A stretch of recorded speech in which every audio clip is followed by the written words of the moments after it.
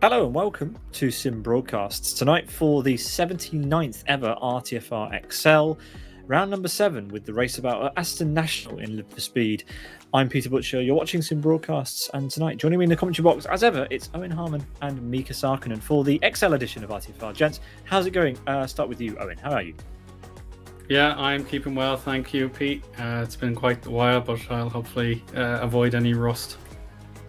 Well, I hope you can avoid any rust at all. Miika, how are you? I'm doing decent as well. Just no really comments for today.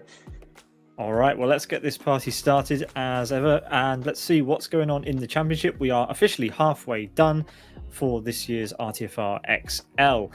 We are going to be driving around Aston National with the RAC, a notoriously difficult car to drive in Live for Speed. It's rear-wheel drive. It only has one anti-roll bar, and that makes it significantly more tricky than some of the other cars of a similar power in the game. But that being said, a lot of drivers enjoy the challenge, and we will talk a little bit about that in a minute. Here is the track then, the 5.6 kilometre, 3.5 mile Aston National Circuit, AS3, if you know the LFS track codes. Most drivers prefer to use cars with a lot of downforce and maybe even a GTR car or two around here, but tonight we're driving quite the opposite. It's a car that has road tyres, it's in the LRF class in Live for Speed, and it is a handful, so it's not going to enjoy itself around some of these corners. Let's have a look at the car. Here it is. It looks fantastic. It's based on a real car of the same name, the Raceabout 06. It's got a 2-litre turbocharged inline-4 mid-engine. It's got rear-wheel drive with 245 brake horsepower, so fairly punchy, and it weighs less than a ton, so pretty light too. So it's got all the power, but not too much of the handling. It's a challenge, isn't it, boys? Eoin, start with you. Yeah, I've driven this with the default setup a few times, and I could barely get it around the corner, so I am not a huge fan of the Raceabout, but when it's in the hands of superior drivers to me, then I'm more than willing to change my mind. Well, thanks for that, Eoin. Miika, please tell me that you've had better experiences in the RAC. I mean, I'm not too much fan of the Raceabout. It's a handful every time. But right, well, I'll give my thoughts then. These two naysayers. Go ahead, Miika, finish it. Let's say I don't hate it as much as many other people do, so I gotta give it that. We can work with that. Miika doesn't hate it, and Eoin can't drive it. So those are two pretty good comments. I love the RAC. I think it's a great challenge, and I've had my fun in multi-class racing with this car. We've had the FZ5 and the RAC pitched against each other in quite a few races. And even though I would tend to choose the FZ5 just because I prefer it as a car, I don't shy away from the challenge of the RAC. I do enjoy it. So hopefully the 31 or so drivers who have already qualified for today's race agree with us, or me rather. Let's say, I don't know, Miika slightly on the fence, Eoin's firmly in the I don't really care about the RAC much camp. Right, let's see what else we've got on our graphics package this evening. I think we've got some driver championship standings to look at, because as we are halfway through the championship, it is important that we look at the enormous gap that Rick Cardle has over his teammate Gabor. That's a sizable gap, Miika. Yeah, it's quite large. But, well, you can expect a lot. It varies like very different, like on this car compared to many other cars. Yes, and it does look as though in the qualifying session that Rick Cardle has slightly edged ahead of Gabor. It's not by much; it's by 300ths of a second at the moment. But we'll look at that in a moment. Let's have a look then at the remaining pages of these championship standings. We do have quite a few entries into XL. Slightly fewer, obviously, than the regular RTFR races. Those are slightly shorter sprint races, and therefore tend to be more popular because they take less preparation. And there we are, 56 drivers. It's Adam who's got the lowest number of points. Well, he's got 1 point, but he's right down there in 56th place. He'll be back for an XL before the end of the year, I imagine, to boost his points tally. But yeah, the most important page on this graphic is obviously the gap between Rick Cardle and Gabor, a sizable gap. And Gabor's got a lot of work to do in the remaining 6 rounds of the XL Championship in 2023 to close that gap. Rony's doing well in his own championship. He's in P3. Then it's Donny, Asker, Lorenzo, Koivunen, Famuli, Excellent, and Jari Katila rounding out the top 10. That's enough of that, gents. Let's go to qualifying. And yeah, Miika, tell us about it. What's going on? Yeah, well, at the moment we got Rick Cardle with fastest lap, 1:59.13, and Gabor is very closely following with 1:59.16, so it's very close. But so is the whole top 3. They're going so equal pace, and it's all Sidus cars on the top 3 as well. So I bet these guys will put up a one for race tonight. Yeah, Owen, I think this is the closest we've seen the Sidus cars separated in a qualifying session in quite some time. That is 0.05 of a second separating those 3. That's impressive. And Unite's up there too. Yeah, exactly. We know the Sidus dominance that has been the case throughout my time in RTFR. It's been broken up in the last 8 or 9 months, but it seems the Raceabout has brought the very best out of the 3 of them again, and Unite perhaps knows this is his best chance to win after some really dour results for his standards. So yeah, if he can just find that little bit extra time, he could get onto the front row. Yeah, Trespasser is yeah, he's not shy of a challenge either. He's super close to those top 3 and could definitely be definitely have an effect on this race for sure. He's been away for a couple of years, but he's been popping up every so often on the last few broadcasts that we've been doing because he's returned. He's returned to LFS and is, well, making his mark once again. A very fast driver from the past, returning and, you know, getting in amongst the fast drivers yet again where he used to be. Yeah, how long is it going to be before a team snaps him up, I wonder? I don't know if he's on the market. I don't know if he wants to join a team, but he's certainly going to be... well, there's going to be some teams with eyes on him, that's for sure. P4 currently, as we watch Jari Katila come across the start-finish line on this very long run up to turn 1 at Aston National. Good enough only for 16th at the moment with 40 seconds left on the clock. Owen, this is a challenge in the RAC. Oh, yeah, no, you're absolutely right, Pete.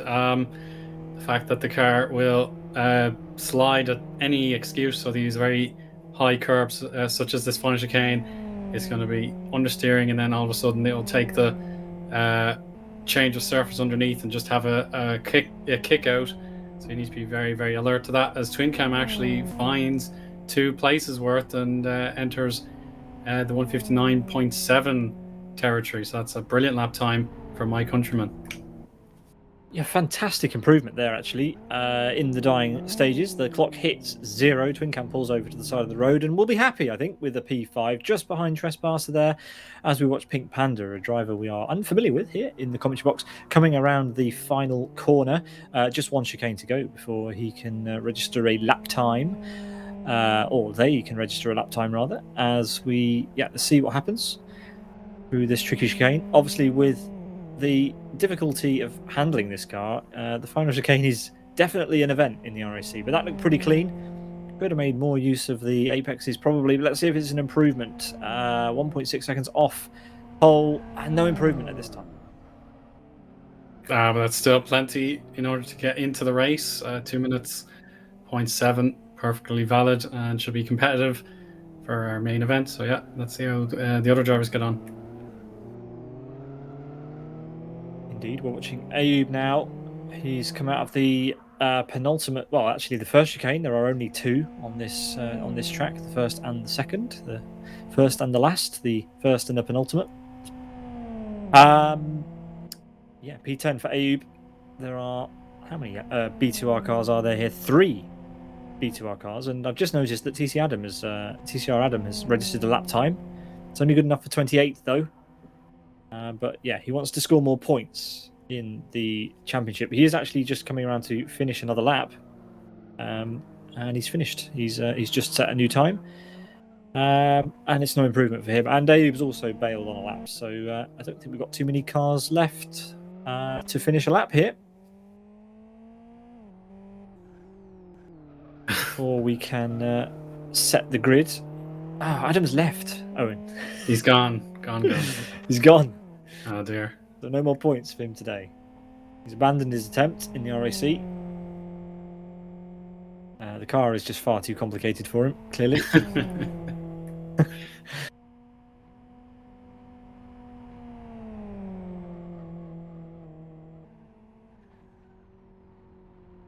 And that should be everybody. So I do believe we can call that a grid. And let's have a rundown of that all-important qualifying order for the 79th ever RTFR XL in Live for Speed. Rony's Tuesday Fun Race. Extra large, it's Rick Hardle, the championship leader, who leads ahead of P2 in the championship, his teammate Sidus Gabor by just 0.03 of a second. Then 200ths for Unite just behind them. Trespasser in P4, best of the rest, with Twin Cam, Asker, Lorenzo, Donny, Nozzle, and Ayoub, the top 10. Then it's 136 miles per hour for B2R with Timu Soini, Pekka Koivunen, Pink Panther, Furtive Racing's Rags, World Class Lines Jari Katila, Zafiralis the Muli, then it's Race Green's Rony, Kid, Vincent Adultman in P19, and T-Bug in P20.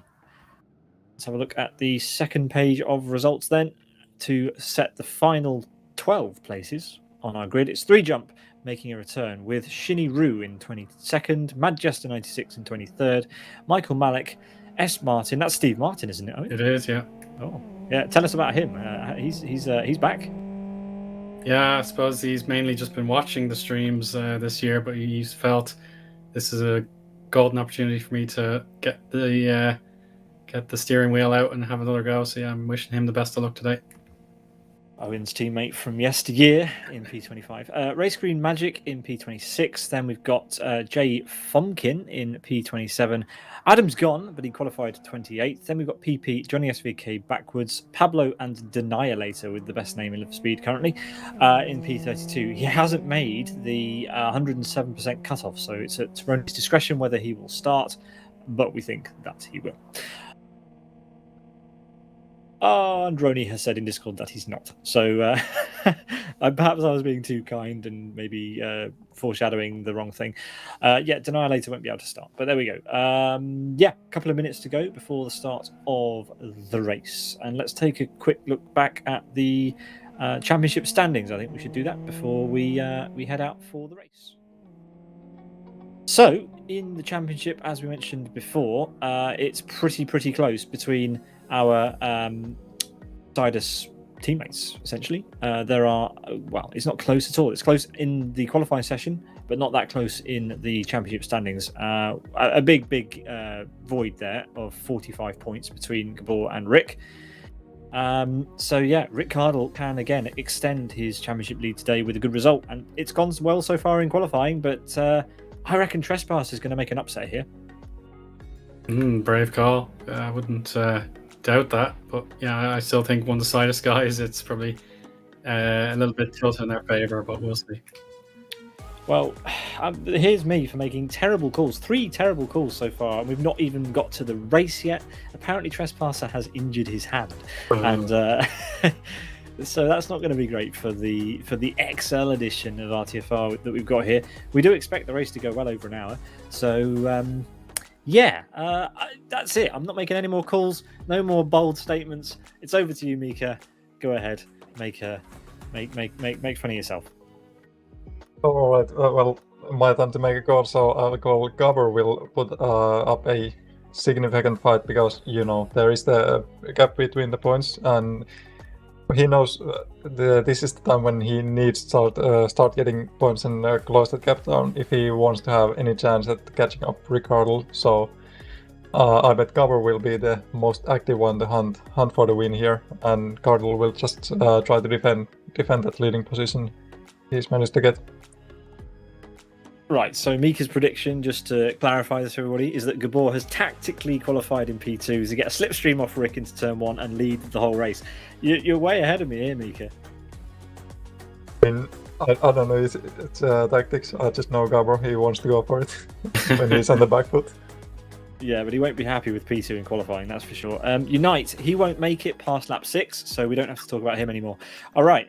Who else have we got in our championship standings? Rony, he has qualified in 18th for today's race. He's currently P3 in the standings. Where is Donny? Donny qualified P8.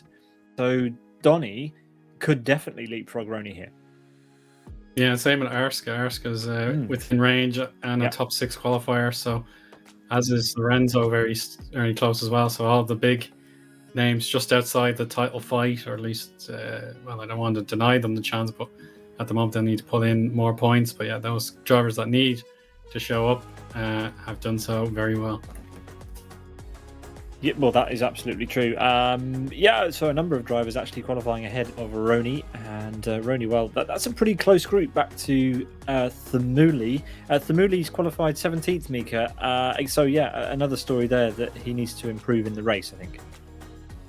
Yeah, respectfully, I doubt he will, because he's not a fan of this car. He doesn't like it too much, and he's had a hard time with this before, because the car is it understeers until it oversteers, and it's very hard to find the balance. And that's something he won't enjoy, especially on the 1 hour long race. So I'm just hoping he will manage to keep it up to that pace. Yeah, Miika, Sarkinen there putting mate in team mate. Eoin, it's not going to be good for the ZFRL boys tonight then, as Miika has said. But yeah, we're expecting the Sidus guys to clear off. But will Trespasser get there? Will Twincam be able to affect any sort of upset? He was 6,500, 6.5 tenths off the pole time, so potentially not. He's going to be caught up with Arska. Their qualifying times were so similar. So yeah, I don't expect much in the way of any sort of upset from them, unless obviously the top 2 make a complete fool of themselves. Looking at the championship, of course, today we are just over the halfway stage in the 2023 season of Rony's Tuesday Fun Race Extra Large. Just 5 to go after today. These races happen every single month in Live for Speed. You don't have to register, you can just turn up. If you turn up between, it'll be between 5 and 6 o'clock UTC for qualifying. If you get a time in and it's in the top 40, then you will be allowed to start the race. And the race is capped obviously at 40 drivers. And for XL, it's just over an hour. Tonight we have 38 laps, I believe. Let's confirm that on this graphic. Yes, 38 laps around Aston National, which is a fantastic track. As I said in the warm-up, normally used in races with cars with high downforce, so single-seaters and GTR cars. But tonight we're running a car with very little mechanical grip and especially a lot lower aerodynamic grip than some of the cars we tend to see flying around here. So that's why lap times are slightly higher than usual. But yes, 38 laps is what we're going to enjoy today.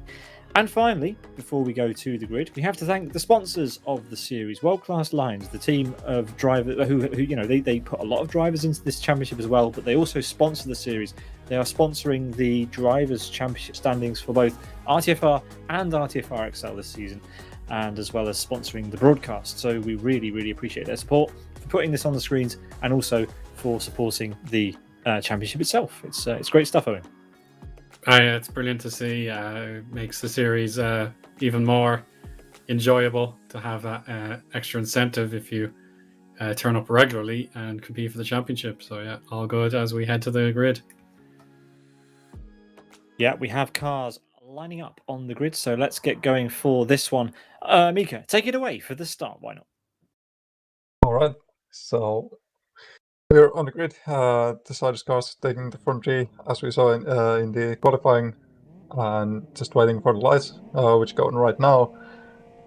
And the long green waiting here, and it's off. Oh, it looked like there was just a little jump start, but I think it was more just a lag. But it's a close call between Cardle and Gabor on the acceleration. But so far, Cardle seems to be able to keep his position on the front. Gabor is looking for the inside line to the first braking zone here, as United is also on the high ground on the left side. They'll sweep cleanly through the first corner, and it's a close battle for the actually second place, where Trespasser has joined the fight. Yeah, I made that call. Trespasser getting involved from the get-go. Look, he's already in the mix, and he's already up into P2 by a nose. And is that Gabor who's sneaking through, trying to get through on the inside? He's not managed it. Trespasser up to P2 before the brakes. Will Gabor go for a send? No, he won't. So a brilliant start from Trespasser. We've got someone sliding. It's Arska. Yeah, Arska. Yeah, there was collision. Trespasser and Cardle tipped each other to awkward angle, but they're okay to carry on. So it's Rick Cardle leading from Gabor. So back to the way they were. Yeah, Trespasser's dropped down all the way to P6 there, maybe P5, and it's Rick Cardle who leads ahead of Gabor with Unite already with a bit of a gap, and there's a complete squabble going on behind. Trespasser trying to consolidate what was going on there. He's going to have a 3 wide there with Nozzle and Lorenzo, the race green teammates. And who's driving? Is that Twin Cam? Yes, that's Twin Cam in there. Sorry, with Nozzle. Gabor's chosen the wrong setup. He's driving a qualifying set, so that's a big blow for his race. He will also, he'll have to come into the pit lane to do something or retire. There is no way he will make it for the distance with that setup. From what I've heard before, I heard Unite say with that same setup, the tires will also cool down quite quick, so it might not have such a difference as one might think on the progress of the race. But we are watching Lorenzo getting side to side with Nozzle here, and Lorenzo seems to be making the pass. And Down is also joining this fight, as Cardle has taken a good lead away to the first corner, and Gabor and Unite still close, fighting for the second place. Yeah, well, Rick Cardle has made a great start and he's away. He's managed to keep free of the trouble. We don't know quite what happened, but I think he was involved in a little bit of a tag with Trespasser, which explains why he's dropped down. But Trespasser back up to P4 as we watch this fight now, which has Nozzle, Lorenzo, Arska, and Donny in it. As far as I'm aware, I think, is that Ayub at the back? Lorenzo's up ahead, actually. He's in the gap between Twin Cam and Nozzle. So yeah, we've got Ayub joining this fight now. Already making up a place there on Arska. Yeah, and down the other end of the grid, guys, 3 of the 4 world-class Lions have had an absolute nightmare. Jörg Tilla, I saw at the final chicane, was parked against the wall, so we had to reverse and get back onto the track. So yeah, a really disappointing start if you're a world-class Lion not named Arska. Yeah, and Thamouni's also had a dreadful start, down to 26th place. So Miika was right about something. Yeah, well, I guess it's safe to say that you're unlucky if you are finished at this race start. And there goes, who is that with the brown car going? That was Pablo. That was Pablo spinning out, and he's spectated now. That was quite a hit. Yeah, 2 drivers there actually retiring on the back straight away. T-Bug has also retired, so I got something right.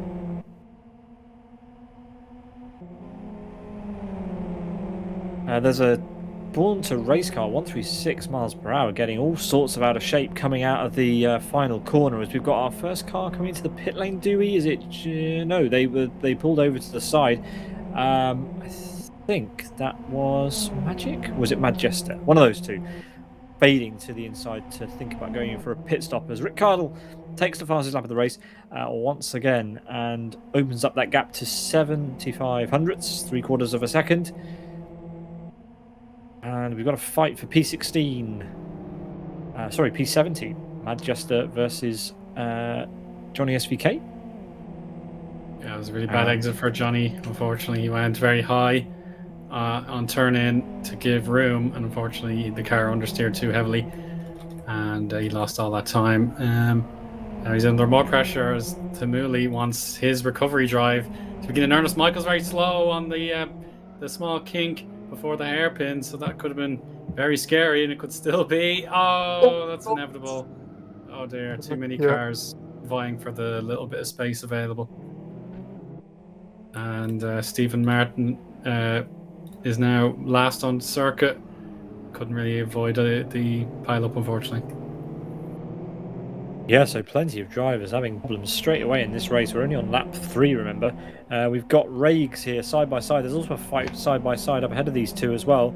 That's Lorenzo and 136 miles per hour. Lorenzo driving this silver and green race green livery alongside 136, who goes to the outside line. This will be interesting. He might be able to hold. It's slightly cambered here, so you can gain something there, but just not enough grip. Not enough grip in the RAC to make a move around there, and he was too wide. And has to settle back into P12. Can't settle down too much though because Rags might have him in the slipstream. We'll have a look. Someone's gone through the tyres, and further up we'll have to pay something else some attention because we've got two Born to Race cars trying to swallow up Asker. That is Twincam and Ayub. And they're also catching Donny just before them with a good pace.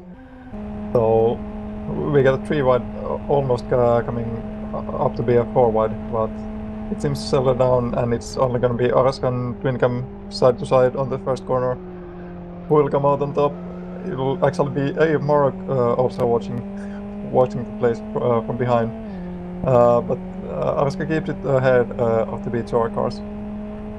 Yeah, Donny, as you could hear and see on the broadcast, had a shambles of a turn 1. A lot of rubber being left on the road, a lot of noise being generated by those rear tyres, and that's allowed all three of them to catch up as we watch from what I can only assume is the view from Donny's rearview mirror, as that's Twincam with the bright green wheels. You can always tell Twincam apart from the other B2R drivers because his wheels are always bright green. He leads that pack of 3 as we head onto the back straight once again. And, well, that's a better exit, actually, from Donny there. So I don't know if Twincam will be able to attack him into the hairpin. Yeah, Aska's gained a little bit on slipstream, so you better be careful. Yeah, he just block for the time being, but the hairpin is turn 7 on this configuration, so yeah, he's just putting the car where he needs to put it. Oh, 136. Oh, that's very, very unfortunate to lose ground there. And he's just merged back onto circuit. But everyone else is just going to surge by. But thankfully, no dangerous collisions or anything like that. And Gabor Unite apologizing to each other. I don't know why. I'm not sure why. They're a second apart, unless that's only just happened. But yeah, 136 losing speed, spinning at the fastest part of the track. So if you lose control there and you come to a basic standstill, you're going to be passed by the whole field. As we've got Twincam side by side with Donny, I think he's going to make the move. Yes, he has. He's through on the home straight. Donny will not have anything to say about this. He didn't have a good turn 1 last lap either. Twincam, perfectly blocked there. But yeah, definitely hampering Donny's progress there. Donny couldn't do anything about that because you can't really steer out of an incident like that. We've got Michael going for a similar move. No, he's not able to do that on Thamuli into turn 1. Thamuli does run quite wide. And there you can see Owen, the 3 World-Class Lions drivers trying to consolidate something from this race. Yeah, hopefully now that they're all together, they can probably make attacks in unison against the other drivers who are without any teammate support. So yeah, I would imagine Koivunen will try and lead the way and guide Timu and Jari through the traffic as well. Well, here's a story for you. Trespasser, after a shaky start, it has to be said, up to P2, tussle with Rick, dropped down to P6. He's now back up to P4 and also is within half a second of Captain Unite, Miika Pentola, who is that purple car doing the hairpin quite sideways. So let's see how that battle goes on while we watch Ayub send one up the inside of Donny again. Being born to race car, sending one up the inside of Donny again. A different one. It's Ayub this time, and he gets through into the hairpin. Yeah, but Donny is still so close when they come to the last chicane, and he might have a go on the home straight here. But there will be all the tires coming on, and that affects Donny's exit from the corner, and he's out of that fight. And Aska will be catching up Donny and probably going just past him on the straight. Yes, that will be a little bit trivial for Aska, mind you. Yes, now he decides to pull out of the slipstream, takes the inside line. Donny will have no defence, and turn 1 has historically not been his favourite corner in this race in the 5 laps we've had so far. And Aska, he tries to park it but can't get it far enough alongside and ahead. But Donny's gone too wide, and we'll have to settle for P9 now. In fairness, Lorenzo's not in position to catch him for the time being, but now the Born to Race teammates, they've got some thinking to do. Ayub he decides to brake a smidgen earlier just to ensure he doesn't hit his teammate. Twin Cam does get the worst of it though. He's in vulnerable position though, and he decides to let Ayub through. I think Born to Race need to reconsider their team's acronym. I think they need to add an E at the end, B2RE. Born to Race each other. Because that's all that happens ever. I know we'll have to probably claim that one for ourselves. They probably won't want the extra letter in the logo. We could change our broadcast graphics. And now Twin Cam's allowed straight back through, so it seems like they're trying to tactically G each other on and try and put pressure on Nossel. Well, here's a B2R car not fighting with another B2R car. It's 3 jump versus 136, and he's through. 3 jump. Hasn't had the best start. Qualified P21. And, well, actually, we've had quite a few drivers drop out, so he's not doing that badly. He's down to P23. As Unite goes into the pits, promoting Trespasser. Now, that's an early stop. That is an early stop. I wasn't expecting that. Yeah, that's quite a brave call to go on like this early. But maybe he's just not doing anything. He's just serving mandatory stuff. Oh, he did refill and time the pit stop with the refill. Trouble for Matt Jester at the final chicane. He had a spin, and that ensures Johnny SVK gets through, and Stephen Martin will be on his outside by the turn in for the first corner. And yeah, it looks like Martin is through. Checking out his view, looking backwards, but if you direct the camera to his rear bumper when possible, there's a message just for me. So it's quite an amusing one. We'll see when the car turns. There we go. You should hopefully read that. No, maybe not yet. Nearly. There it is. There it is. Get owned. Get owned. I like it. That's yeah. There you go. Chris in my ear. It was fair play to Chris. He was telling me to put it on nose cam, and I didn't quite understand why, and now I understand why. So yeah, there's nose as well. Yeah, that's nice. Get owned. Yes. I like it.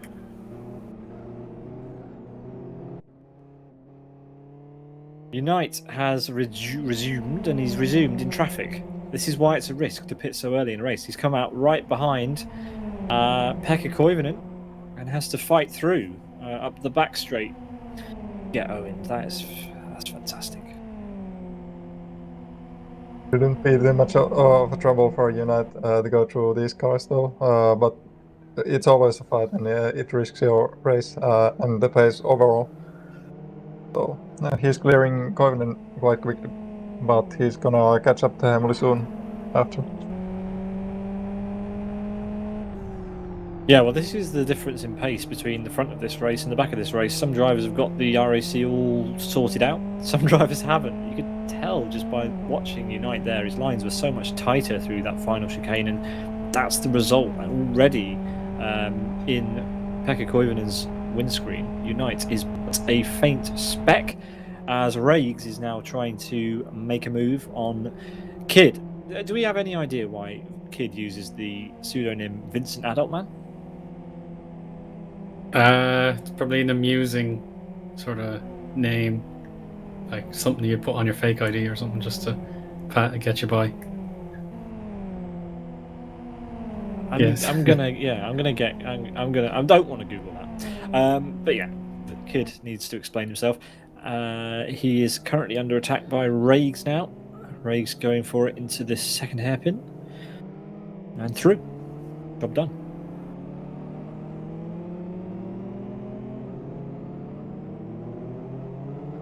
Oh, there you go.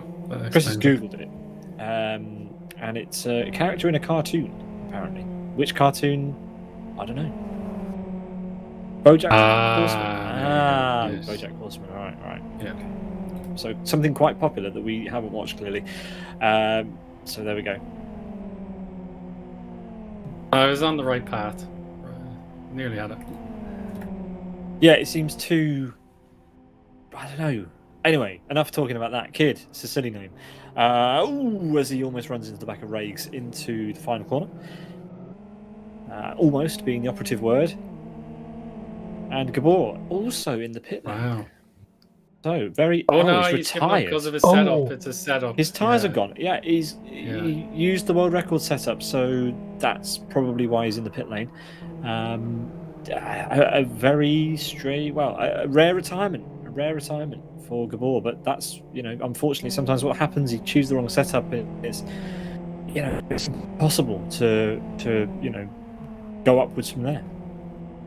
Yeah, that's the mistake you do not want to make, especially when you're fighting for the lead. You're so close to Ricardo on this particular race, and you got the points difference, so it's a big one for Gabor. Steve had a massive wobble apparently behind Mad Jester. That's why the gap has opened up slightly between those two. But now it's Rick Cardle leading by 4 seconds ahead of his teammate. His teammates. Gabor has retired and Unite's pitted. He's now half a minute behind. Let's keep an eye on Unite's lap times and see if he's going to be anywhere near the front by the time everyone else pits. Trespasser then is the best of the rest in P2, 4 seconds now adrift. And it does look like Unite is not really lapping anywhere near Ricardo's time. I mean, he won't be. He'll have full fuel. There's no way that he won't have filled that thing to the end. Yeah, it should be an easy one for Ricardo, unless he makes some great mistake here, but he doesn't do those too often. He's a very consistent driver all the way and has done so many great races and great performances. I don't doubt him for a second.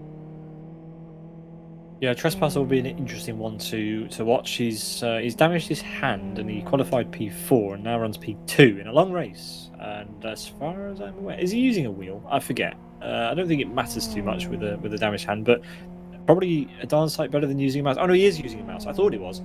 I thought he would have invested in a wheel, but no. Some things don't change. Trespasser using a mouse to control his RAC. Fair play. Yeah, that's unreal. So yeah, may Trespasser keep going.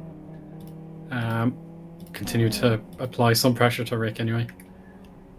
Look at them, the amount of squirreling that these cars do on the brakes into turn 1. Everyone's been doing it. That's how on the edge they are. As we have in the background Thamuli, Miika, who has climbed up from the back after a shaky start to P14. Good effort. Yeah, he had some incident on the start because he dropped down all the way to the bottom of the field, but he's climbed up very quickly here and catching up Rony like we see right now. And I've been watching this pace difference for a while now, and it should be easy job for him to go and overtake Rony and just keep on his pursuit for the good points. As he pulls alongside Rony, and well, just look at the speed difference. It's like, oh, he just lifted too much, so you didn't see him coming right alongside. But it's so close here. Suddenly he should go over. As Rony makes a mistake, he slides and almost spins out. And Look who's joined this fight. It's Unite, just sailing by, taking another place back. Yeah, but all of this hurts Unite. I don't know. I mean, he's very experienced as Unite, and history tells you that normally it's not a good idea to pit so early in a long race with a lot of cars. Oh, of course, no. Some people in different configurations will pit early, but on a track like this, it's very small, so you're guaranteed to land inside some traffic. And he does lock up the front right there, but he does control it. So yeah, I have to wonder what Unite's strategy is, because he has certainly lost a lot of time battling for genuine position when people don't have to move alongside. So yeah, we'll have to see if this does pay off in the end. Yeah, at this pace, if Trespasser stays out for, well, any number of laps, really, I think Trespasser will be ahead. He was already catching up with Unite when Unite pitted, so yeah, it's an interesting strategy. Trespasser's pace is not really comparable to Rick's at the moment. The gap's almost 5 seconds now between the two leaders, but yeah, Unite's gap to Rick's gone up by 2.5 seconds almost in only a couple of laps. So yeah, look, now he's catching up to the back of Thamuli. So yeah, not looking good for a podium potentially for Unite. Maybe P3. Nozzle, he has a 13-second gap, but it depends who else has pitted and where they are on track. So look, Unite is the only car who has stopped. I saw Johnny SVK. He spun it at the final chicane and needed 2 attempts to get the car pointing in the right direction again. So yeah, he's now well and truly in last position. Now Stephen Martin is having a better run of it now. He's overtaken Mad Jester for what is 20th position, but I'm sure Mad Jester will be looking at any counter-attack opportunities. So yeah, he just got too tight on that inside curb. It slows his exit a little bit. Yeah, this is a solid run here for Martin. The one kind of issue of using cameras that are mounted to cars is that they become the cameraman, so you can't really focus on what you want to focus on. But I hope to redeem myself there with a focus on the get Eoin thing. There is a battle developing somewhere else towards the front, I believe. Let's have a look. Is it Johnny SVK? No, Johnny SVK is at the back. Thamuli and Unite kind of coming together again. Yeah, Unite just made it past Thamuli, and now Thamuli can only try and stick behind Unite. Oh, but Unite goes wide! Oh, that's a rare mistake from him. Well, I mean, it wasn't really his fault. There was a tyre in the way. You couldn't really avoid it. The steering on the RAC is vague at the best of times, and it doesn't move quickly. It doesn't steer quickly. There's not enough mechanical grip at the front of the car. So yeah, Unite, he couldn't really do much. No harm, no foul. He's only lost another second or so. He was dropping back anyway, so he can just enjoy the ride and battle again with Thamuli and pick up the pieces. Yeah, but he has to do the overtake again, which took quite good of a half lap last time, so it wasn't one of the easiest battle for him. Let's see how it will be this time.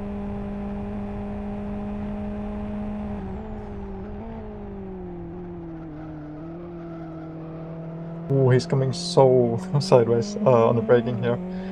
That's very common with this car. It's easy to lock up their rear wheels when you're downshifting, and their rear end will come next to you. Also, we got Arska and Oni having a fight here.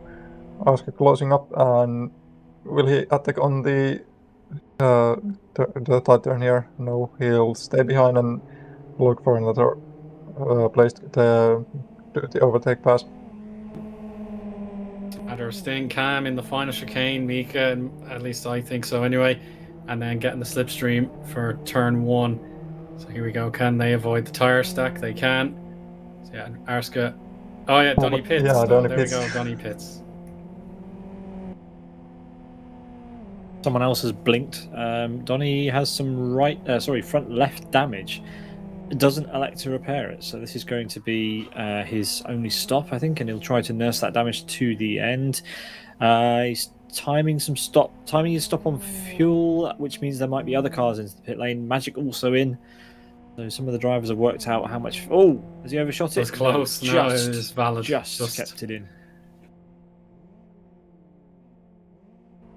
That was Michael through. His competition, Iron Donny, who's just come out with bits now, just a little bit too far ahead. But in fairness to Michael, he's left a message on his car as well. But it's more of a statement. It says "terrible car" on the bonnet. I mean, it's very. It's not very subjective. Objective. Sorry, it is subjective. From Michael there. Some people like it, some people hate it, like a certain brand of morning breakfast bread spread or lunch spread. Other brands of Marmite are available. Johnny SVK has also spectated. He blocked messages. He blocked messages. Oh, he blocked messages. Okay, yeah. Right. Sorry, I'm getting confused here. I can't read. Michael Malik then, not enjoying the car, down in P17, driving a livery, which suggests similar conclusion. I don't know. I thought Michael would enjoy a car like this. Oh. Well, it is a car that. Oh. Yeah, it is a car that gives like strong opinions for everyone, and for usual part it's more like hating the car because it's very hard to get into. So I don't see it as a like weird thing that people hate it. Like very understandable. It's only difficult to get into if you don't open the doors. Sorry, that was terrible. Yeah, sorry. We watched Rick Cardle now coming around turn 1. 5.5 or 5.6 seconds ahead of Trespasser. An impressive gap is forming at the front. Rick Cardle has no one else to play with at the moment. His teammates have left him. Gabor has left the server after starting the race with the wrong setup. And Unite has left the race by basically shooting himself in the foot and pitting about what looks to be essentially half the race too early. Yeah, I don't know if there was any reason behind why Unite decided to go for the early pit. If maybe it was just like maybe he didn't feel he can get the pace and try to go with a similar tactic, and he just wanted to try something else, and maybe it didn't turn out too well. Or maybe he just felt like it's better to pit early. I don't know. It's anyone's guess. We have a battle brewing for P11. Samuli and Pekka Koivunen are now catching up to Rony Krompush. And they are, all three of them are in the shot. Samuli at the back, Pekka Koivunen for world-class lines in the middle, and Rony in the brightest green car in Live for Speed, as he always does. Going sideways again. Yeah, I massively enjoy the RAC. I think it's a challenge, and I love a challenge. Completely fair enough. Mantas won the previous race, so he chose the configuration. He's not here to sample it, so yeah. Yeah, I love that. I love that when a driver chooses a challenge like this, and then was like, you know what, I'm not gonna do it. I'm not gonna bother. I'm not gonna turn up and do that. You know, you guys have fun with that. I'll turn up when someone picks a good combo. This is a good combo, so he should have been here. Good choice. Yeah, who knows? Maybe I would have been as well if I wasn't here. So I don't know. I don't see this as a bad combo. I think this track is probably quite fun for the car because it's got like long straights and so on. So you don't really have to worry about too many corners, which are of course the weakness of this car. We've got a world-class Lions battle further up the field, but we'll stick with this one for now as Pekka Koivunen sweeps around the outside of Rony up the start, finish straight. But can Rony retaliate into turn one? Goes for the outside and an orthodox route through. Pekka covers the inside, and well, I'll be surprised if Rony can get around the outside. Can he? He's got almost the whole car ahead, but he's gone wide, and Pekka will take that for sure. Tamuli might fancy a go here as well. Yeah, it could be a case of what we saw with Trespass a bit early on. If you lose your momentum a little bit, that gives you prime opportunity for other drivers to overtake. So, yeah, let's see what happens now. Rony picks the outside line. He has a bit of extra runoff before he has to turn back in. He's going to slow down to 40 miles per hour on the inside of Koivunen, but then it'll be the outside. The Muli's just going to follow the ordinary racing line. And this all helps Jari Kittelä immensely. Yeah, this is turning into a good fight. We are also keeping an eye on the twin cam Asker battle that's brewing further up ahead, 0.4 of a second. But right now, this is the closest fight on track, currently being led by Pekka Koivunen and Rony fancying a return. Goes to the outside again. He likes the outside. Doesn't always work, but let's see. Let's see if he can draw alongside or ahead before the braking zone. Still neck and neck. And Tamuli is drifting back. Pekka Koivunen still on the inside. Brakes. It's close. But he's still got it covered. Or has he? Yeah, that's Rony, now good like exit. third or fourth time that Rony actually went for the outside and he didn't make it through. But now he's on the inside and now he's through already before the chicane. It's a great move. Can just... Oh, but he's going to spin. Also making so much through the last corner, but it will be Koivunen that take the lead away again. Oh. Yeah, he overcooked it. He did a brilliant overtake around the outside. Lined up the chicane perfectly, and then got overconfident and sent it too hard into the chicane. Tamuli's got a run here.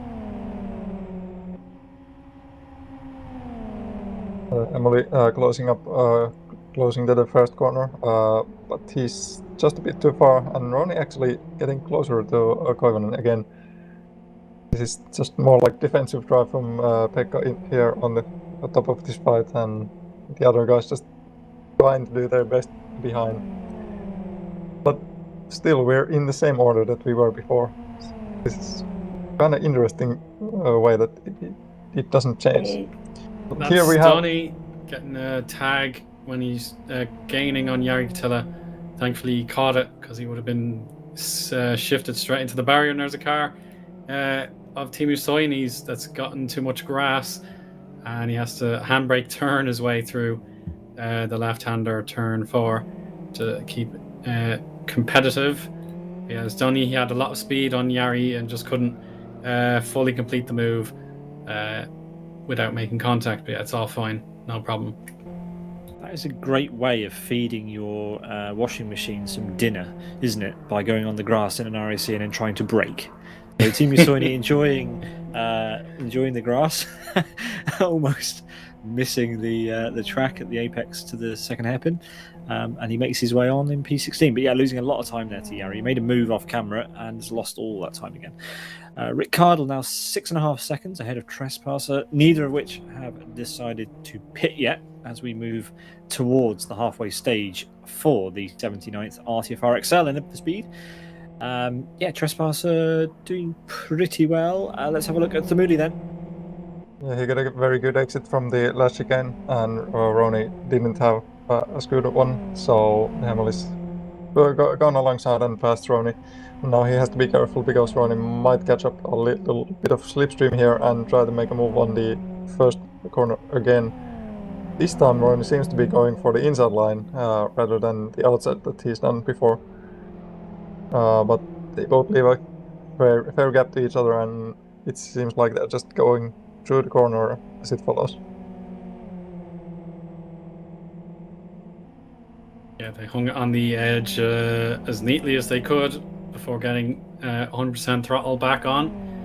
But Rony has more slipstream. Tamuli tries to break it. So yeah, it looks like Rony won't stand to make an inside move there on Muli. So yeah, that looks like Rony will have his work cut out to regain those positions.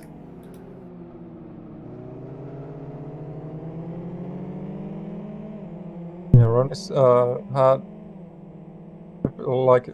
be fair, he's got quite a decent pace, but he's struggling with the fights so much. So it's not really helping him.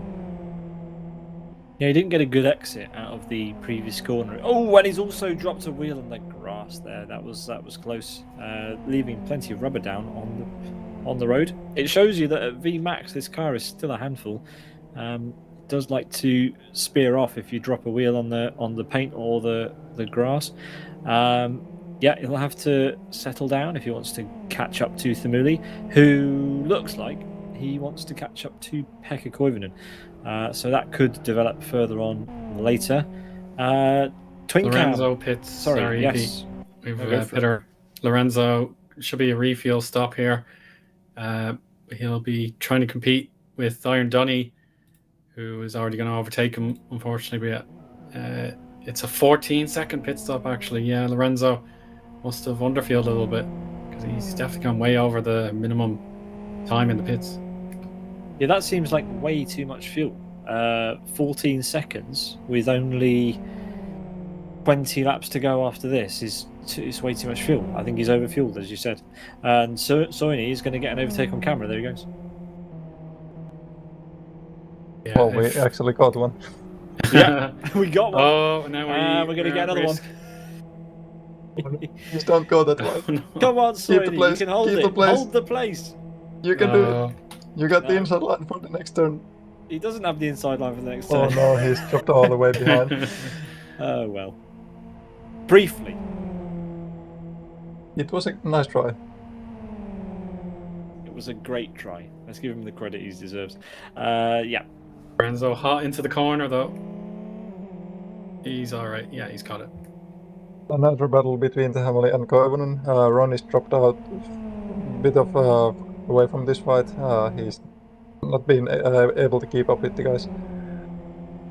But these two guys are getting closer and closer, and maybe we'll see a overtake try here in just a few corners.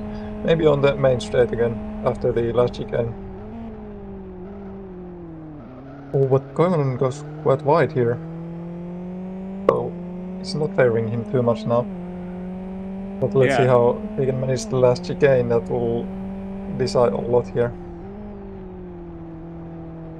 Yeah, Pekka Koivunen's gone deeper into the chicane. Thimuli had a nicer entry, but then has a poor exit. And yeah, they're making mistakes in different parts of the track. I thought that Pekka had a pretty wobbly hairpin, but Thimuli, I think, just went a tad too slow through it. He couldn't make any sort of advantage from that situation. And yeah, the gap's opened up a fair bit then between these two. So yeah, we're into a little bit of a lull. We haven't got too many cars too close together. These two pretty much the closest on track that we can see. So we'll stick with them and see what happens, because they do seem to be concertinaing quite dramatically. Don't forget though that Pekka's had some incidents or some collisions with the tyres. That cannot be helping the front end of that car. The front left looking a bit crooked. But he's making the most of it. He's in P10, holding on to that all-important P10. Everyone likes a P10 for now. I mean, Thimuli, if he can become a little bit more consistent, iron out some of those mistakes that he's making, he could take that place pretty soon. He could indeed, but what I can tell, he might be struggling with front tires himself a little, so that's equaling out the playing field for them. But again, they're both making mistakes, so it's just a matter of who can make the less mistakes now. I'm trying to be optimistic about your teammate, and you're knocking me down, but you're knocking me down with facts, so I can't argue. I mean, I'm here to speak facts, so... Well, I can't argue with that again. More facts. Okay. Yes, Pekka Koivunen again taking that wider line through into the hairpin, and it works out for him again. He's opened up a bit more space. So, yeah, doing a nice job. Let's watch Trespasser for a bit, because that gap is creeping up, but he's also opened up the gap over Ayub. I think has Ayub moved ahead of was it Nozzle in P3? Yeah. Yeah, it was. So that's happened a while ago, because there's a 2-second gap there, almost a 3-second gap. So yeah, Abe has been promoted to P3, and it looks like Themuli is in the pits just as we looked away from him. Yeah, he just dived in, and let's see how he'll time to stop. Oh no, it's 9.94. That's just under the 10 seconds. Yeah, reminder to viewers that the drivers have to serve a 10-second penalty. 10-second stop and go. 10-second mandatory pit stop length. There we go, to use the correct vernacular. And that is not the correct length of stop. So Themuli will have a penalty. You won't want to stop again because obviously you'll lose more time than you will with the penalty. That's maybe a little bit of a loophole in the rules, but anyway, there's 0.06 seconds left on the clock for him, and therefore he will pick up a post-race penalty if he doesn't stop again. A bit of a bummer, but potentially won't be too much of a blow. The field is quite spread out, and well, other drivers have to make stops as well, and they might make mistakes, or Themuli might be able to make good use of the clean air. Who knows? It's a long race. Yeah, he had the battle with Koivunen. They were very close, so obviously that's mostly gone right now. And also Rony wasn't too far behind, so Rony might get an edge because of that penalty coming up. So might have a decent effect on the results. But we're watching Unite. That's closing up to Kid here, looking for the P8 right now. Yes, so another milestone is that 10 seconds has opened up between Unite and Rick Cardle since Unite came into the pit lane, but that's not stopping Unite from making places as we watch him hustled up behind the rear end of Vincent Adelman. That is Sim Broadcast's very own kid, Zdenek Sagash, who is lead commentary on the B2R Turbo Cup series, though he doesn't know it. He thought it was a Fragmaster series last time we asked him. But there we go. He gets passed by Unite. Sorry, I had to drop that in there. Too funny. Oh, well, I'm sure he knows for future. Someone when you get a chance. Exactly. He's now got ammunition to use against me. Well, has he? I don't know. There's plenty of dodgy calls I've made in the past. I'm sure he can find one of those and use it next time. But yes, Unite moves up into P number 8. Good effort. Yes, it's important for Unite to just press on, make as many positions up as he can, because everyone else in front of him still to take their pit stop, as far as I'm aware. Maybe I'm mistaken for one driver at least, but no, I don't believe so.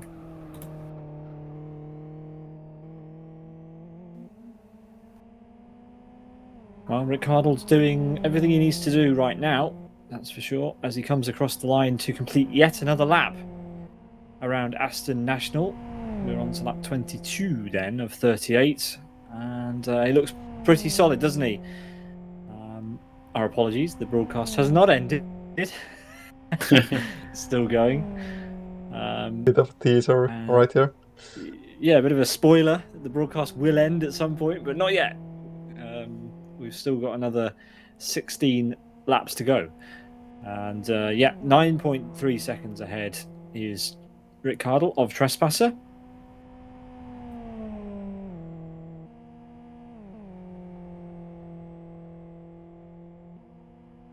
So, Trespasser won't probably be bothering Rick Cardle too much on this race anymore. But only time will tell, of course.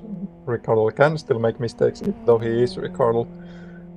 But for what we can see now, it should be an easy win for him.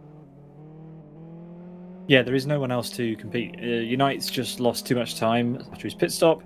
We were all very confused as to why that happened, but there we go. There is not going to be a revelation happening there.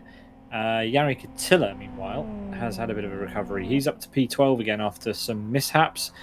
We've got a fight between Themuli, who's pitted, versus 3Jump, who has not, I believe. And here he comes, around the outside. Yeah, the long way around, yeah. Yeah, I was just saying it's a good speed difference here, and it should be easy job for him, unless who was that again? Can take the inside line, but no, the Hemel gone through, and it's not job from him. Yeah, 3Jump didn't stand a chance, but Mad Jester will be under pressure next from the Hamuli. He probably just wants to pick off as many positions as he can. Mad Jester's tires getting a little bit worn out, particularly the left side, is it? Yeah, the fronts, two front tires getting burned up a bit. Captain Factual will disagree with you and say that they are not just a little bit worn. Go on, Miika. Yeah, they are getting hot.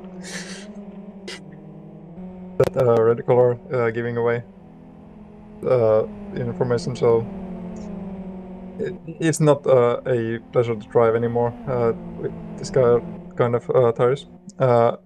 Meanwhile, Arska gets into the pit, and let's see if his stop is any better than the Hamley, and it will be 10.5 seconds, and he's off, and let's see where he rejoins on the track.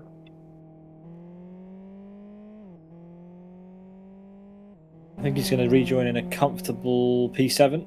No, P8. His teammate got past him, and also Rony. Kids also stopped, dropping down the order. But yeah, there we go. So Arska losing a handful of places, rejoins ahead of Donny. Now let's have a look at who has then stopped. Unite is the highest placed car of those who stopped. Then it's Arska. So Arska has done a good job there and comes out ahead of Donny. There's Donny in the background. Pretty close, but crucially, Arska has track position. Yeah, we'll see how Arska gets on now that he has the mental victory over Iron Donny. Rony, though, won't really be fussed about who's doing what on pit strategy. He just wants to get on with his race, and if he needs to throw out the blocker on Arska, then he's going to do it.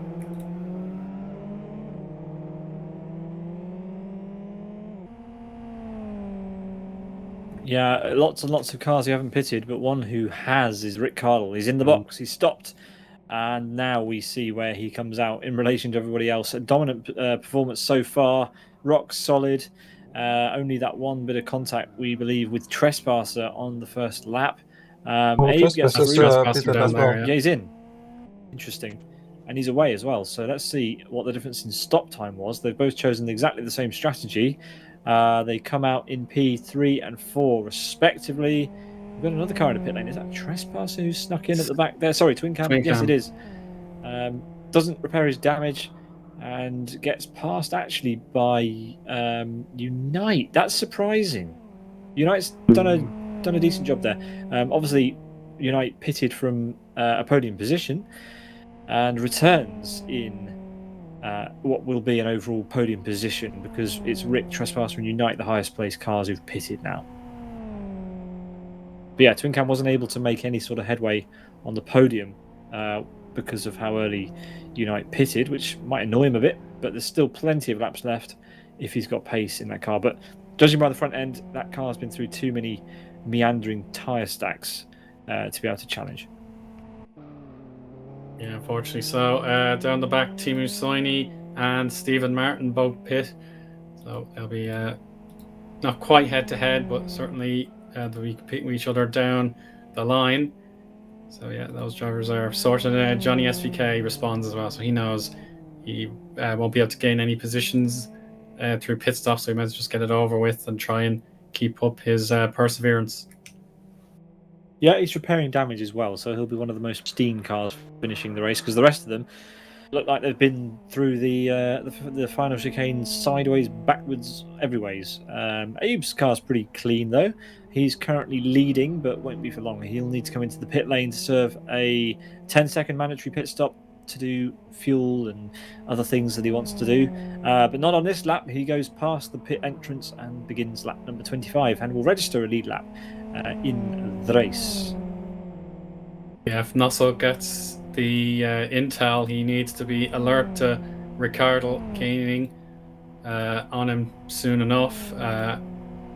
Obviously, the last lap time for Rick wasn't representative, but he'll be aiming to get sub 2 minutes. And Nussel is doing high 2-minute lap times, so yeah, Nussel may want to pit just as Rick gets on his case, and that'll give him the maximum advantage without having disruption.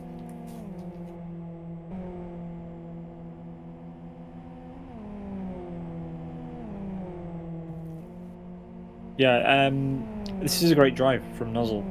Since joining the race green team, he's been having more noticeable finishes. I think, good finishes. He's got Ricciardo, the race leader, behind him, which means there's a deficit on time. But this is a high position overall. When he pits, he's going to rejoin in the top 10, I would think. And yeah, another good drive from him. Oh yeah, definitely. This is a very impressive result if he can keep a hold of it. Just needs to get the pit stop out of the way, and he should be competing with the likes of Arska and Dunny for that position. There is a battle that I think has resolved. Yeah, Maciek versus 3 jump. They're now out of turn 1, and Maciek has made the move.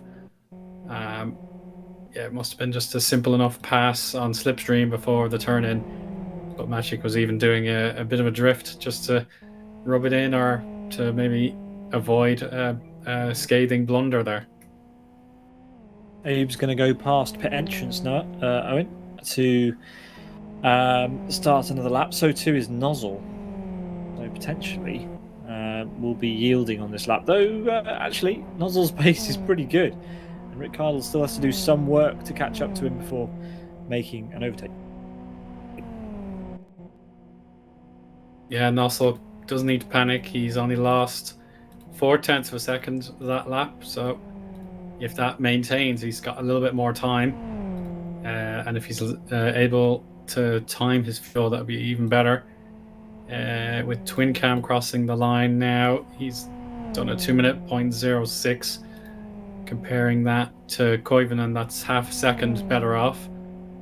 So yeah, if anything, Twin Cam's probably in a bit of limbo because Unite is a little bit too quick and Koivunen is not gaining on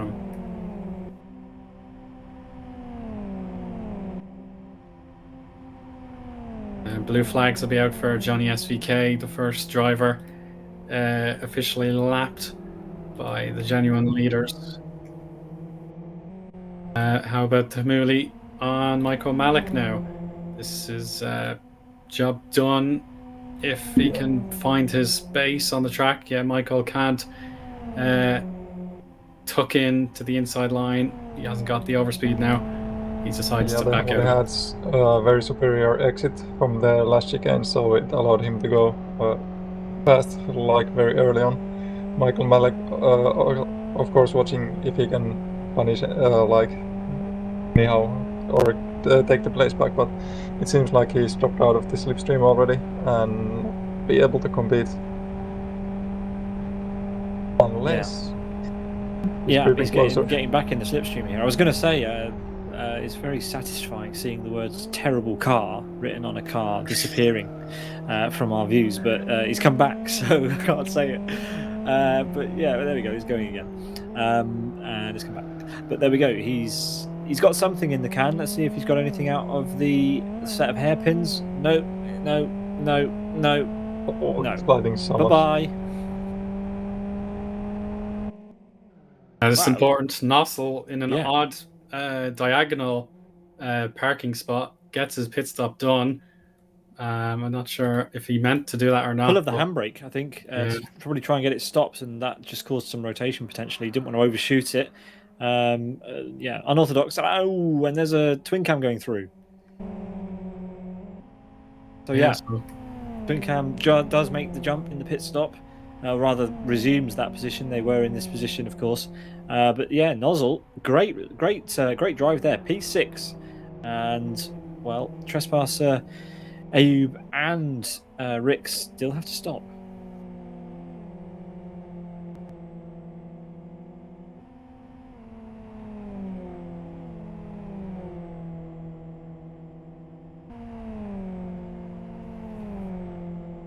Nozzle with a great performance here so far today. Let's see what he can convert it into. There are only 3 seconds between him and Twin Cam ahead. You can just see Twin Cam disappearing off the screen now. But in fact, no, Rick Cardle has pitted. I'm not sure what I was talking about just before. It is only Ayub who is left to stop. Both Rick Cardle and Trespasser pitted a couple of laps ago. So yeah, Ayub, where will he resume his drive when he decides to come in? He'll be light on fuel. His tyres won't be changed, so this is his advantage over the cars around him. Will he come in now, or is he going to put a couple more laps on the board? Yes, he is. He's comfortable with his car, gents. He's happy to carry on.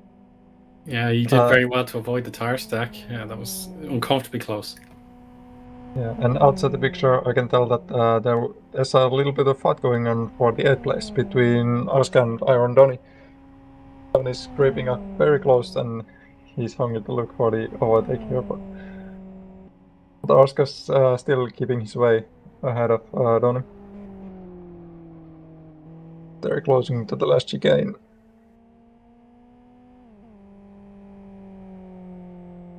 We have a timeout. Lorenzo times out.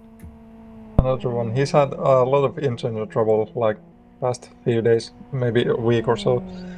So very unlucky for him. Absolutely cruel. And that leaves us with 21 drivers still on the circuit after 31 took to the grid, I think, or something like that.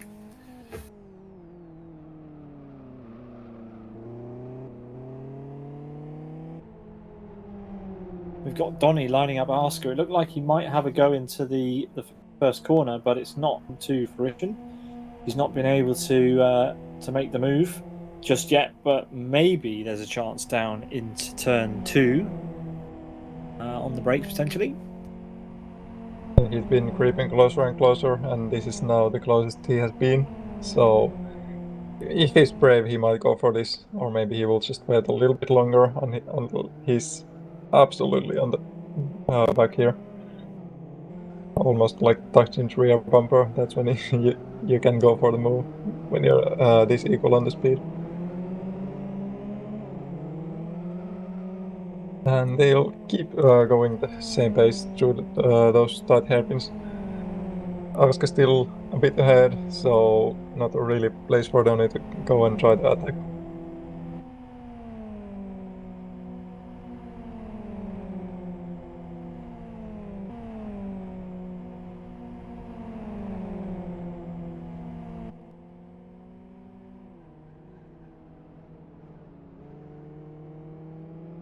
They're both wobbling a lot under the braking, but that's the car when you just... It's so nervous under the braking, especially when you're downshifting and the rear tires are slowing you down so much. It's very easy to lock up them, and it's very wobbly and hard to keep under control, but they both do, and gonna be clean through the last chicane again, just avoiding the tires. Yeah, that is the main thing. Donny is probably just outside the range of Slipstream, and now he's going to start gaining on Arska, but it'll be too late to make a proper impression into turn 1. But in fairness, that's Koivunen just in the distance, so yeah, they could apply a bit of pressure to see if they can make a case for being the 7th place driver. But now Donny has a much better exit, and he's going to Arska went wide there. Yeah, Arska a little bit vulnerable on corner exit. Donny's already through, just needs to merge. Decides to hang it in the middle of the racing line. Now he's able for the apex turn in, wobbling more under that slowdown. But yeah, very smart move by Donny. Magic and Mad Jester have the same pit strategy. And let's see how they get on. Oh yeah, Magic is repairing his damage, so Mad Jester will have the getaway advantage. But hopefully, yeah, see Johnny SVK is getting lapped by Unite this time, so yeah, so Magic pitting for the second time actually. Yeah, 25.2 seconds. Yeah, he must have caused himself a real nuisance. So Johnny SVK, if he just was clear of blue flags, he would have been on a great launch out of the final corner and could have pressured Magic a little bit more. Alas, it's not to be. Magic stays 20th.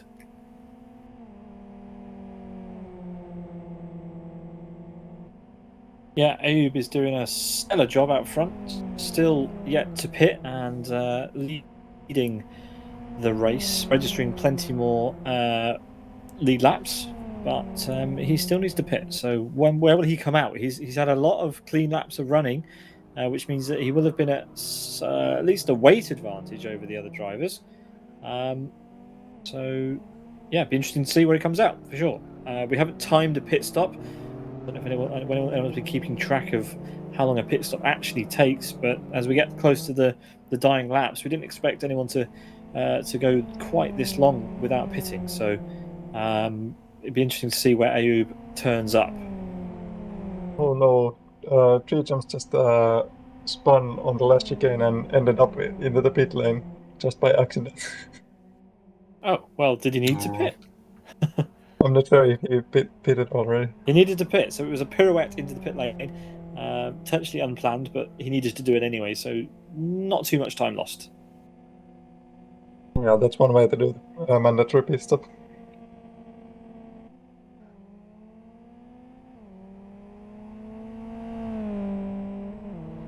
We will be close with Martin here, closing up right behind. Tree Jumps ahead for now, but Martin has so much more speed behind. He should be next to him under braking. But he's just a bit too far to make a move. Yeah, Stephen isn't going to throw his car into an unnecessary dive. So yeah, it was probably the right thing just to keep Three Jump honest and maybe plan a move later on in the lap, but he was never going to take that opportunity when it didn't make sense.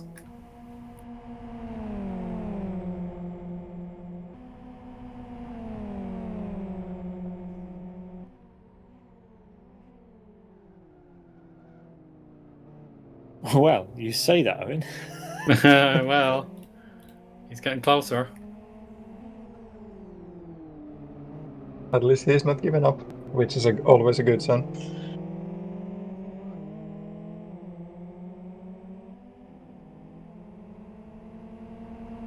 Judging by the looks, he very well might have a go, but he'll need to have a very strong end of the lap, and especially the last chicane, if you want to get a good drive on the main straight. Yeah, he's looking hungry for the position actually, so we'll have to see if he goes for it.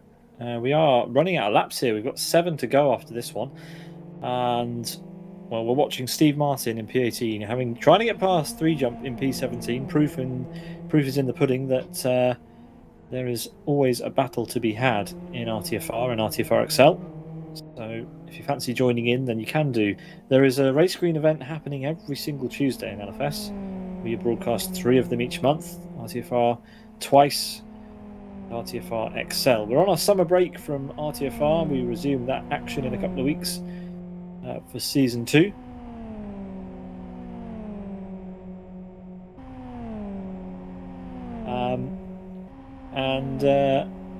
Yeah, so please come and join the grids for these races. We'd love to have you here and commentate you. I tried to make that sound less ominous, Owen. Yeah, well, it sounded fine to me, but let's check out Donny versus Arska. Their battle continues here. Arska got close into the second to last corner before the chicane triple turn in. So there's 1, 2. Donny's gonna miss the tires by an inch, but it does compromise in his exit speed by a fraction. But it's enough for Arska to get slipstream. Can he make this count for the overtaking attempt? Yeah, he's not going to gain enough until the very last. So is he going to put it all on the line, pick a side? No, he's staying behind Donny, and maybe he'll try and beat him on the exit here. It's so hard to get it right if you're drifting like Donny is to the edge of the circuit. But no, it looks like Donny is okay. But the slipstream will again come into effect. This corner is just so so treacherous if you're not careful in this car in particular. Otherwise, it's generally quite forgiving. But yeah, it's more braking for Donny. He's going to miss the apex until the very last moment. He does gather it nicely. So Arska has no way to overtake just yet. No, but this battle is coming to the fore. We don't have any other battles on the track as far as I know. So this is what we will stick with for now. Can Arska make any headway on Donny? This is the battle for P8.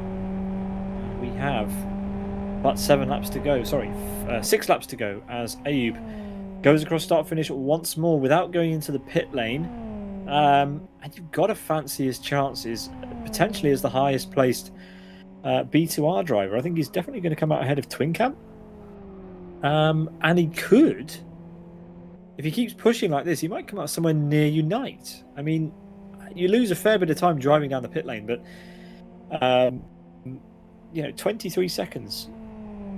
The 34 seconds, that's quite a gap, so I think he should be all clear from Twincam after the pits.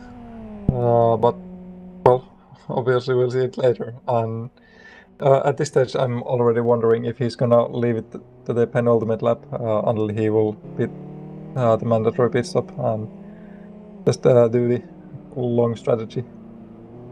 Yeah, let's keep an eye on Unite splits.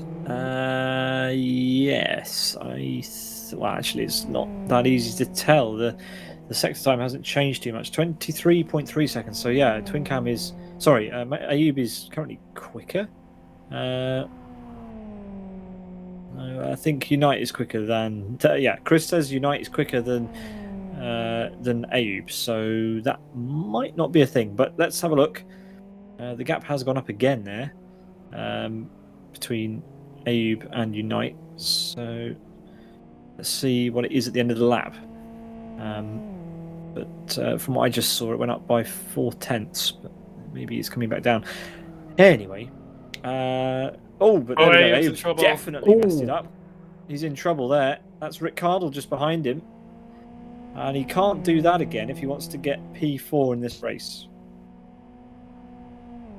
Yeah, that's a very last-minute warning. He's lost nearly 2 seconds on that lap. Yeah, over 2 seconds, actually, to Rick on that lap. And that will be probably the one slip-up he's allowed. Otherwise, he'll be losing out on his objective. Yeah, your objective always is to finish as high as possible. If you can't get a podium, then P4 is always nice. But yeah, he's going to risk slipping into 5th and letting his teammate beat him. And you never want a teammate to beat you. That is not a good feeling, generally. Rick Cardle will be on top of Ayub as Pekka decides finally to go into the pit lane, picks the first pit box. That leaves only a handful of cars who've yet to stop. Rony himself, Michael Malik, and Ayub as well. Look at that, Magic, greedy as anything, has stopped twice. Loves the pit lane. Race gets through. Sorry, Eoin, on Pekka. Yeah, for Magic, it's a long way back if he's going to catch Mad Jester. He's been lapped now by Trespasser, so. Yeah, it's just going to be more and more difficult for Magic after his double pit stop strategy. Yeah, I thought it might be close between Kid and Pekka, but actually the gap was pretty big. Pekka is a second or so ahead now after his stop of Kid. So Kid in P12, Pekka in P11. Now, let's watch Ayub through the chicane again, and let's see if he comes into the pit lane, because this is really the only kind of intrigue that we just don't know at the end of this race. Where's he going to come out again? And when will he pit? See, it is going to be now. Yeah. That will release Rick to continue on with his 17-second gap that he has over everyone else. Where is Ayub going to come out? Is it going to be behind Unite and ahead of Twincam, potentially? Well, let's see. Unite's coming through the final chicane, so Unite will be clear easily of Ayub. But where will Twincam be? Ayub's back moving again. United's going to streak past. There he goes. 10.44 second stop for Ayoub. He gets the honk of the horn, and Twincam's only just coming up to start finish. Yeah. So Ayoub takes B2R honours. Pekka did a short stop, Owen. Only 5.4 seconds. Yeah, I didn't pick that one up. So it's a deliberate two-stop strategy. And Mad Jester's just got a puncture. Oh my goodness! So Johnny SVK, after all that, has made his way back up from last place, and Magic does gain after me saying it was a long way back to Matt Jester not too long ago. Yeah, puncture is that's an interesting one. I mean, yeah, the tires get hot and they wear, but they shouldn't be getting anywhere near to popping in the duration. So locking up the tires can cause that, because in Live for Speed, flat let me get my words out. Flat spots breed flat spots. The area of the tire that Live for Speed simulates flat spots. So if you do get one, the tire will tend to lock up in that same place again if it's severe enough. That the tire model is pretty good and will simulate that. So it is quite easy to snatch the front brakes in the RAC as well. As Rick Cardle comes around to complete lap number 35, making it 3 to go, and he's retained the lead. This will be the first lead lap that he registers in quite a while, having following the car of Ayoub for Born to Race, who joins after his pit stop in P4, which is a good effort. Yeah, splendid effort for Ayoub to play the long game, and he's obviously beating out several other guys who would have been in that range after qualifying. So, his teammate was quicker in qualifying, if I recall. Where did Ayoub qualify? Was it 7th? Yeah, because look at the gap between him and Unite, right? That it's not a big gap at all. 4 seconds.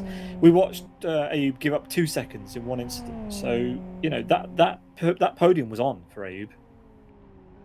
Yeah, it was. Unite does log the new fastest lap.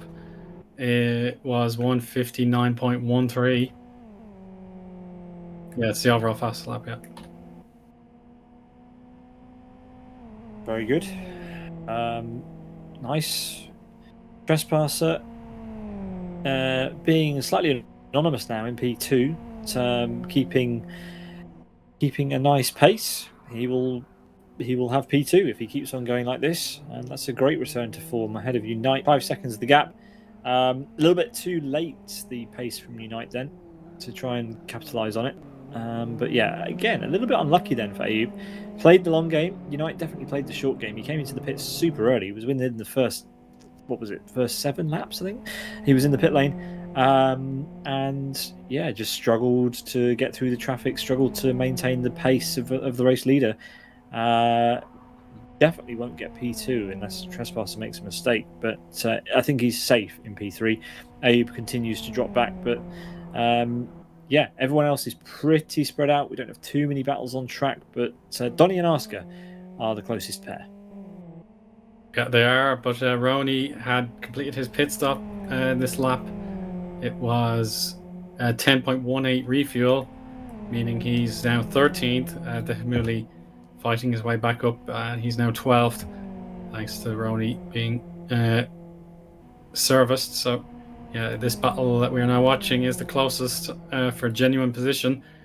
But it seems like Donny, if he can just keep that slide under control, he would have had advantage heading towards his penultimate lap. But Arska's going to make some gains in that sector. And how about this for Jari? Yeah, we have another battle going on the back of the field. Jari's been chasing Michael for a couple laps now, and he's pulled up very close, try and go past. And he's going alongside on this piece of straight here, which is quite an unusual sight to see, but he's cruised through so easily on this one. Terrible car, as Michael's liver says. Yeah, I was hoping we could use this camera angle again. Yeah. Jari should have time to keep it ahead of him, and Michael will be left on the P15.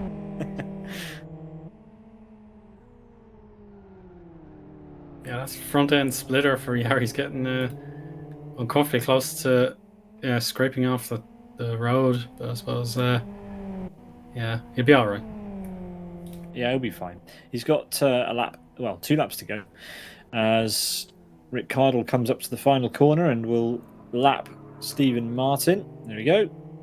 And we'll head on to his final lap of this 38-lap marathon around Aston National in the ever-popular raceabout. I think this car has the least laps registered of any of the stock LFS cars online in LFS. I think it still holds that record. But it is one of the best-looking cars in Need for Speed. I think that's fair to say. I do like the front end of this. Oh yeah, it's definitely a very tidy-looking car. The double headlights. The headlights on the sort of grille, and then the indicators are quite tidy as well. So yeah, lovely-looking car.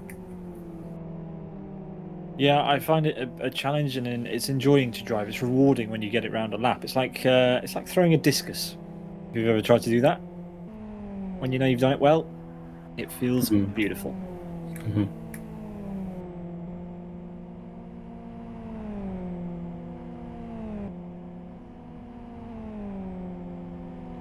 Well, only half a lap to go then for Rick Cardle, and it will be a sure bet that he's going to increase his championship lead. He currently has 126 points over his teammate Gabor, who has just 81. And, Gabor will be scoring a big fat 0 today because he did not finish. He pulled into his garage quite early on after picking the wrong setup, and Rick has driven an absolute clinic, to steal a phrase from our friend and colleague Travis Mellinger. There's nothing more to say. Sidus have a strong lineup, and today there will be 2 Sidus cars on the podium unless Unite does decide to throw it into these, which it doesn't look like he's going to at this late stage. But yeah, round the final corner then comes Rick Cardle, and Eoin, why don't you take him to the line? And here we go. 3 jump is going to slow down just a bit. It might distract Rick, but he's far too good for that. Watching out for the tires. Yeah, that's clear. So there we have it. It is victory. And a dominant win here for Rick Cardle. He was never really fussed once Ayub had pitted. So there we go. Victory in 1 hour, 16 minutes. And we'll see now Trespasser nursing that injured hand, but it's not the one he uses for the mouse. So here we go. He will now cross the line. And there we go. 16 seconds worse off. But yeah, brilliant drive, and welcome back to competitive racing. Trespasser and Unite gets onto the podium, so his season has rebounded successfully. Ayub, absolutely wonderful performance for him, getting that long first stint out of the way. He will be P4. Then the end of the top 5, it will be Twin Cam, so Born to Race having a successful time of it as well. Flourish there for Johnny SVK in his Sauber Felipe Nazar inspired livery. He's already a lap down. Nossel P6 and Iron Donny 7th. Arska unlucky in the end to have lost that battle. He'll be reasonably content with that performance. And then 9th place should be crossing the line as we see Rick on his celebratory podium. Yeah, thanks for that, Eoin. Rags P9. Pekka Koivunen ends up in P10. He had a lot of screen time, did Pekka Koivunen. Rony comes across the line in P13. Kidd and Thamuli just before him. A strong race from a lot of these drivers. I think Rony will be a little bit unhappy with his performance because, of course, he's in a tight battle with a few cars who finished ahead of him, namely Donny and Arska. So those guys are going to switch places in the Drivers' Championship standings. Rick will, of course, extend his lead by a large amount over his teammate Gabor. We're just waiting then for 3 Jump, who emerges from the final corner. There he is in that beige RAC livery, one of the stock colours. There we go, across the line. That is everybody. 16 finishes. 20 finishes actually. A couple of laps down. 3 Jump there gets a PB on his final lap. Good way to end. Yeah, sweet timing. as Michael's Owen out of said. fuel. Sorry, Oh. yeah, Michael has run out of fuel. Oh, so yeah, he needs hasn't come round. guidance. He needs a helping hand, or otherwise he won't be able to A safety car, Steve. finish. Getting a bit of extra duties in. Yeah, we jumped the gun. He hasn't finished. Yeah. Okay, that's unusual. There we go. It's okay. With the wonders of modern technology, we can rerun our results. There we so go. Everyone's registered. we can get them across the line. There we go. Finally, right. So Michael Malik makes it 20 finishes, and we can run down them now. So yes, as Owen said, in 1 hour and 16 minutes, 0.19, with the fastest lap of a 1 minute 58.97 rapid, it's Rick Cardle. For Sidus, then Trespasser, 16 seconds behind. Unite finishes in P3, rounding off the podium. We didn't know if he'd keep that podium because he pitted so early in the race. Unusual strategy, but he did. He kept the podium. Ayub, with a couple less mistakes, may have stolen that away from Unite. We watched a couple on screen, but good effort from Ayub to finish best of the rest off of the podium and the top finisher for Born to Race. In P5, it's Twin Cam, another strong race for him, 37 seconds back. Then Nozzle again, pretty strong on his first few races for the Race Green team. Donny finishes in P7, and it's Asker, Rags, and Pekka Koivunen who round out the top 10. On the second column, we have Kid, Vincent Adultman, who today we learned is one of the characters from BoJack Horseman, which we will question him on later. Zafaralis Thamuli in P12, Rony in P13, Yari Katila and Team Musoini from World Class Lions, the sponsors of this series, of course. 3Jump finishes in P16, and Michael Malik was he pushed or did he do it on his own? I think he was pushed. Stephen Martin pushed him across the line to be the last car to finish on the lead lap. Finish in air quotes. He was helped by a car a lap down, Steve Martin in P18. Then it's Magic and Johnny SVK, your top 20. The second page of results, Manchester 96 finishes a lap down, the last of the actual confirmed finishes of the race. And then our DNFs are Race Green's Lorenzo, Shinny Roo, 136 miles per hour for Born to Race, Gabor, T-Bug, Pablo, and Pink Panda. And Lorenzo will be classified because he finished more than, 50% of the race? Yeah, he got 68%. So he has got some points. Oh, boy, that was fun. I do enjoy an RAC race. Yeah, so I'm glad we got to see the car in expert hands to live up to your expectations, Pete. So yeah, I'm glad this was chosen by a non-entry in Mantas, but nevertheless, Rickard will probably give him a bit of thanks for that because it's made his championship that little bit more comfortable now. Yeah, Mantas will definitely be thanked by Rick. I wonder what Rick Cardle will choose for the combo for the next RTFR XL. Well, he's going to leave us guessing, and therefore we have to leave you guessing because that's all we've got time for tonight. We thank you very much for watching. We hope you enjoyed it, and we hope to see you on the grid for an RTFR race in the future. So yeah, I've been Peter Butcher. You've been watching Sim Broadcasts. In the background, giving us all of the action has been Chris McElroy, our commentary liaison. In the box, we've had Miika Sarkinen. Thank you very much. And Owen Harmon. Thank you very much. It was a fun one, and we will see you next time. Let's quickly look at the calendar because we need to remind everyone when that actually will be. Of course, XL happens once every month, so the next race is going to be on the 8th of August, and we hope to see you for that. So from all of us here at Sim Broadcasts, we thank you for watching. Have a very nice evening, and we'll see you on Friday for Fragmasters Fox Friday coverage coming to you from our channel. Don't miss that. Have a good one. Good night. Take care, everyone. Good night.